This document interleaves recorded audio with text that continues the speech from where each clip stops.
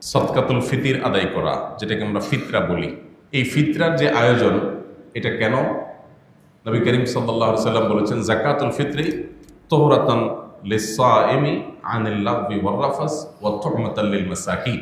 ফিতরা ব্যবস্থাপনা পৃথিবীতে এক অভূতপূর্ব ব্যবস্থাপনা। পৃথিবীর ইতিহাসে এরকম ব্যবস্থাপনা আজও পর্যন্ত কেউ দিতে পারে নাই, কেমন করতে পারবেও না। নবী করিম সাল্লাল্লাহু আলাইহি সাল্লাম বলেছেন, ফিতরার দুটি লক্ষ্য। এর একটা হলো পুরো রমজান জুড়ে আমাদের যে সমস্ত ভুল ত্রুটি হয়, সিয়াম সাধনা করে ভুল, বিচ্যুতি, অনর্থক কাজ, অহেতুক কাজ, মিথ্যা কথা, এই কাজগুলো করা নিষিদ্ধ, বাট সেগুলো আমরা অনেকে আমাদের অজান্তে হয়তো করে ফেলেছি। তো ফিতরা দেওয়ার মাধ্যমে আমাদের সিয়ামকে, আমাদের রোজাকে মূলত রিফাইন্ড করা হয়, এটাকে ফ্রেশ করা হয়, পরিচ্ছন্ন করা হয়।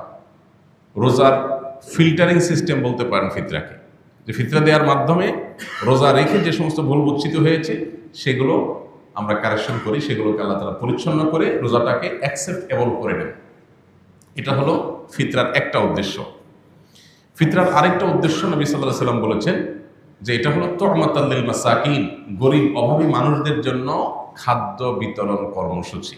গোটা পৃথিবীতে ঈদের একটা দিন সারা বিশ্বের সমস্ত মুসলমানদের, সমস্ত অভাবী মানুষদের ঘরে যেন অন্তত একটা দিন খাবার পৌঁছে যায়, ইসলাম সেজন্য সে ব্যবস্থাপনা করেছে।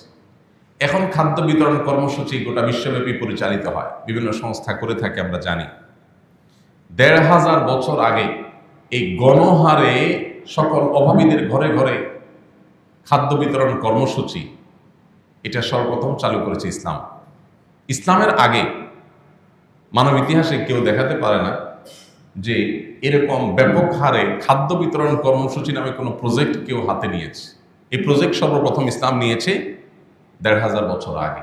প্রত্যেকটা গরিবের বাসায় যেন খাবার পৌঁছে যায়। এই ফিতরা ব্যবস্থাপনার আরেকটা ভিন্ন দিক আছে, চমৎকার অসাধারণ একটা দিক আছে। সেটা হলো ইসলাম আমাদেরকে ভোগ করার অনুমোদন দেয় শরিয়ার সীমানার মধ্যে থেকে।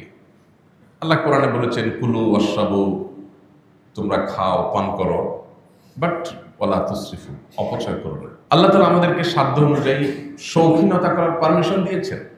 আল্লাহ আপনাকে অ্যাবিলিটি দিয়েছেন, আপনি একটা দামি মোবাইল কিনেছেন, কিনতে পারেন, শরীয়ত আপনার জন্য অনুমোদন করেছে, নিষেধ করেনি। আল্লাহ আপনাকে তৌফিক দিয়েছেন, বেশি দাম দিয়ে একটা পোশাক কিনেছেন, কিনতে পারেন, আল্লাহ নিষেধ করেননি। নিষেধটা কি? শরিয়ার সীমানার মধ্যে হতে হবে। শরিয়ার সীমানাটা কি? খুবই সিগনিফিকেন্ট, খুবই সুনির্দিষ্ট কয়েকটা বিষয়। এর ভিতরে মোস্ট কমন যেটা আমরা ভায়োলেশন করি সেটা হলো আমাদের বেশিরভাগ শৌখিনতা, এটা মূলত লৌকিকতা। আমরা যেগুলোকে শৌখিনতা হিসেবে নেই, সেগুলো অ্যাকচুয়ালি শৌখিনতা যতটা, তার চেয়ে বেশি হলো লৌকিকতা। আমি একটা লেটেস্ট মডেলের দামি ব্র্যান্ডের কোনো মোবাইল ফোন কিনেছি। এটা কিনে আমি গ্রামের বাড়িতে যাচ্ছি, ঈদের ইয়েতে যাচ্ছি, প্রবাস থেকে আসছি, এটা ঘন ঘন পকেট থেকে বাইর করি, দেখি। এটা কেনার সময় আমার নিয়ম যে সবাইকে আমি সারপ্রাইজড করে দিব। ও, আইফোন 18 শুনেই তো নেই এখনো, তুমি হাতে নিয়ে আসছো, বাহ। হ্যাঁ, আমি প্রথম পিস কিনেছি বা শুরুর দিকে কিনেছি। এই যে ভাবসাব জাহির, এটা জায়েজ নাই শরীয়তে। এটা অহংকার থেকে আসে, এটা ছোট লোকই। ইন্টেনশন যদি হয় যে এমন জামা পরে যাব সবাই দেখে বলবে, আরে নতুন দেখা যাচ্ছে, কোন ব্র্যান্ডের ভাই, কত নিছে? বেশি না ভাই, তাড়াহুড়া করে এবার সময় নিয়ে শপিং করতে পারি নাই, তাড়াহুড়া করে কিনে ফেলছি, এটা 40,000। আরে বলেন কি 40,000?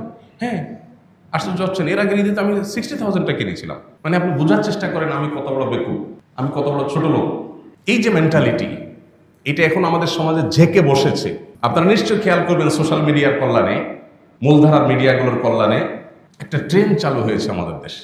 ঈদের কেনাকাটা হচ্ছে মার্কেটগুলোতে, সাংবাদিকরা গিয়ে মাইক ধরছেন, আপনার ঈদের বাজেট কত? কেউ বলছে 10,000, কেউ বলছে 20,000, কেউ বলছে 5,000, কেউ বলছে 3,000। তো এইটাকে আপনি কি করতে চান?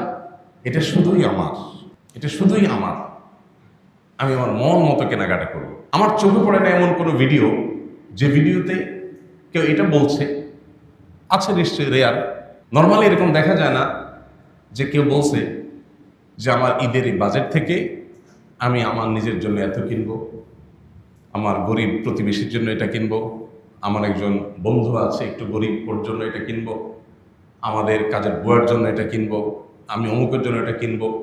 এগুলা বলতে খুব বেশি শোনা যায় না, আছে নিশ্চয়ই, খুব রেয়ার কেস। বেশিরভাগ লোক, বিশেষ করে উঠতি বয়সের তরুণদের মধ্যে এই জিনিসটা দেখা যায়, খুব গর্ব করে বলে যে এটা অনলি ফর মি, এই পুরো বাজেটটা আমার। আমরা কি একটু ভাবছি আমরা কোথায় যাচ্ছি, আমাদের সমাজ কোথায় যাচ্ছে? আমি আমার শৈশবের ঈদের দৃশ্য এখন আমার চোখের সামনে ভাসে। একটা জাতীয় দৈনিক ঈদ উপলক্ষে শৈশবের ঈদ নিয়ে স্মৃতিচারণ করতে বলেছিলাম, আমি সেখানে লিখেছি ঈদে হয়তো আসবে ইনশাআল্লাহ। আমার ঈদের চিত্রগুলো একেবারে চোখের সামনে জলজল করে এখনো ভাসে। সেটা হলো, আমরা ঈদের নামাজ আদায় করতে যেতাম ঈদগাহে। আমাদের বাচ্চারা এখন আর ঈদগাহে যায় না, মসজিদে যায়। ঈদের নামাজ মসজিদে নামাজ পড়া মাকরুহ, এই মসজিদেও হবে। এই মাকরুহ কাজটা এই মসজিদেও হবে। ঈদের নামাজ নবী করিম সাল্লাল্লাহু আলাইহি ওয়াসাল্লাম মাঠে পড়তে নির্দেশ করেছেন। ঈদগাহ হবে মাঠে। সারা বছর 5 ওয়াক্ত নামাজ তো মসজিদে পড়েন, জুমা তো মসজিদে পড়েনি। আপনি বছরে একটা দিন উন্মুক্ত মাঠে নামাজ পড়বেন, বৃষ্টি হবে, ভিজবেন, আলাদা আনন্দ তৈরি হবে। আমরা আসুন্নাহ ফাউন্ডেশন থেকে প্রতি বছর এই ব্যবস্থাটা করি, আলহামদুলিল্লাহ। আপনারা অনেকে জানেন, আপনাদের পাশেই ইউনাইটেড ইউনিভার্সিটির পেছনে স্বদেশ প্রপার্টিজের মধ্যে আমাদের যে ঈদগাহ আছে, আমাদের মাদ্রাসার পাশে, আমাদের মসজিদ কমপ্লেক্সের পাশে, ওখানে আলহামদুলিল্লাহ এই বছর ঈদের নামাজের ব্যবস্থা আছে। আমাদের স্থান সংকুলন হয় না, এই জন্য 10,000 মানুষের বেশি আমরা জায়গা দিতে পারি না। 10,000 পর্যন্ত আমরা জায়গা দিতে পারি, মেয়েদেরও ব্যবস্থা থাকে।